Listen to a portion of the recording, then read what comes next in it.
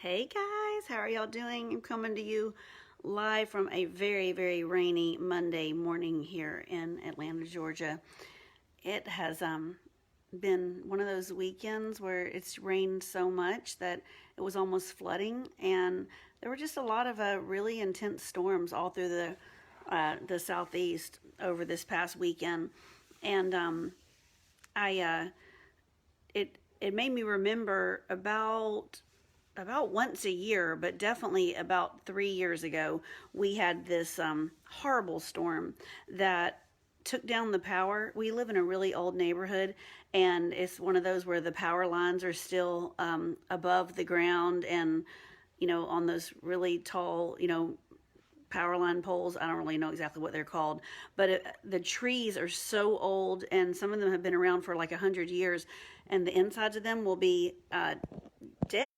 And all it takes is just enough rain to come in really quickly, and then enough wind. And this particular storm last weekend was 65-mile-an-hour winds, and it'll knock those trees right down, taking the power lines down. And we were without power for 6 days this one time.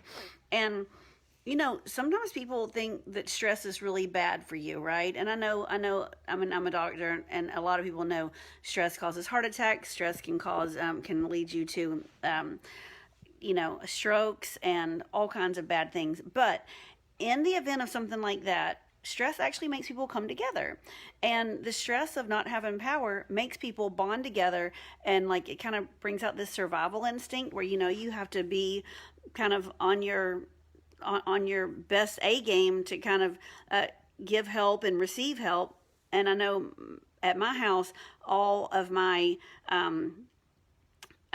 gas powered things in my house are the heat and the water. But over at my next door neighbor's house, the gas powered things at her house are her stove. So her kids would come over here and take a bath, and then she would make all of us breakfast, lunch, and dinner. And so we had this great system.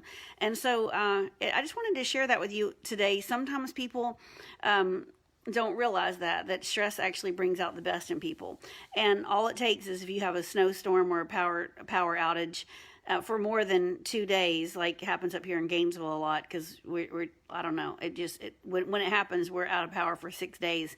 People will bond like no other time in the entire year.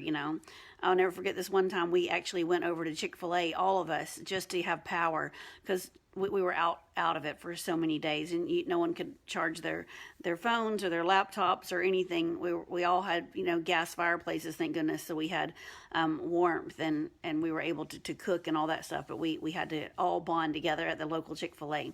So just know that if anything ever happens in your life that causes stress, don't necessarily think the worst about it.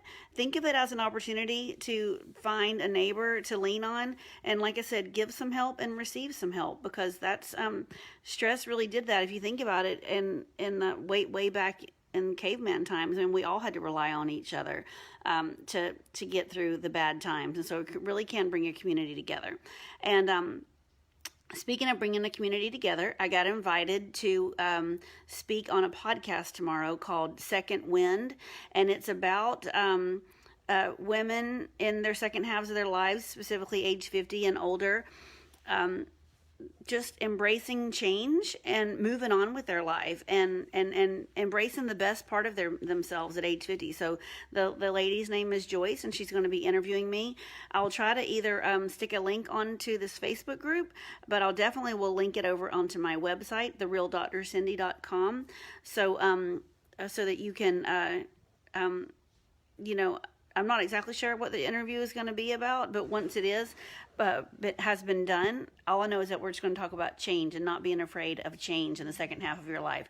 I will put a little description to it, and if it sounds like something that would resonate with you, then please feel free to watch it and pass it on. And sorry I've been off of this Facebook group for a few weeks. I went on a social media fast over Christmas and New Year's, and I gave myself 3 weeks off, and I just really needed to connect both with myself and with my family. And it was really eye-opening, the kinds of things that I came up with and the clarity of where I'm going in this year in my business and in my life and in my health and in my happiness. So I also encourage you guys to do that. My son taught me how to set limits.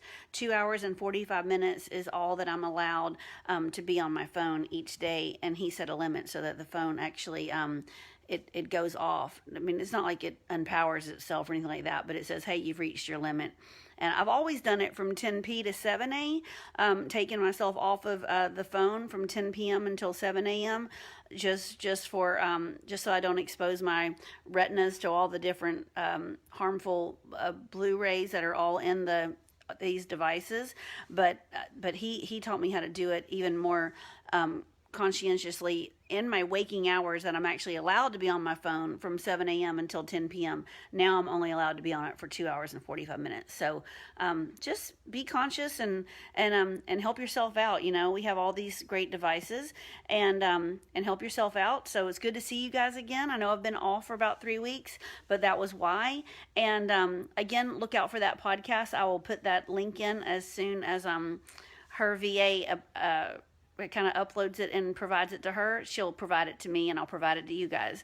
But y'all take care. If it's raining where you are, then please be careful, because it is, again, another flood warning.